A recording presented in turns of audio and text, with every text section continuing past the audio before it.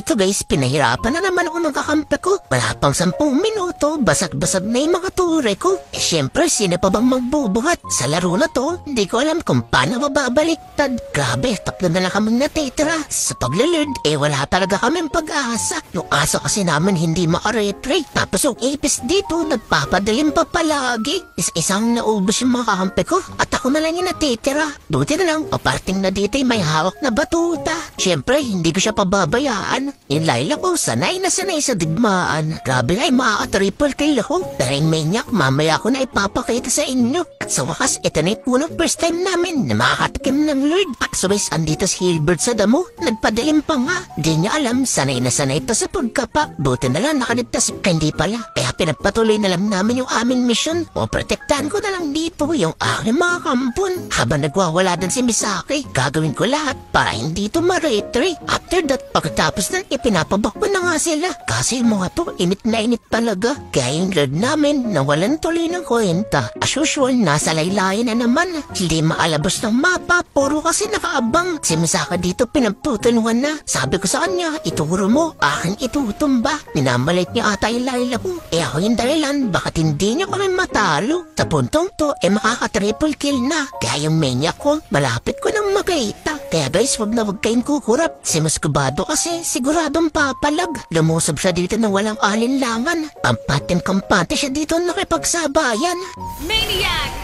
Grabe, buti na lang umabot pa. Kaya sabi ko sa kanila, rekta. Kasi mga to, ang bibilis mabuhay. Tapos yung ipis na kalaban namin, ang bilis pa sumalakay. Alatang ako yung kanyang punteriya. Ganito na ba kalakas yung Layla? Kaba naman makatikim ng isang wanit, isang tira. Pero guys, tignan niya dito si Roger. Niligtas ko na sa kapamakan. Ngumalik pa sa kamatayan. Kaya napasabi na lang ako ng nice one. Dito guys, namlalo na yung mga kalaban. Yung taga-retry namin, napashoutcast na lang. Lunch attack nga siya ng lunch attack, mukhang inuutusan ako. Huwag kang makalala, kahit wala akong retry, kaya kong makuha ito. Naitumba ko nga yung kabayo. Tapos yung alpha nila, kabado. Sobrang inis ninusob ba naman ako? Pero sabi ko sa kanila, awat na. Gusto ko naman silang makitang dumepensa. Kaya binuhay ko si Alpha. Tapos sabay-sabay kaming rumekta. Pero si Misaki, napapapindot dito ng retreat. Hindi ko nga alam kung bakit. Napasilip nga ako sa mapa. Pagtingin ko, si Muscovado lang pala. Kaya sabi ko sa kanila, ako na. Papakita ko sa kanya yung buong pwersa.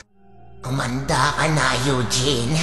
Dahil ito na ang 120% ng aking lakas.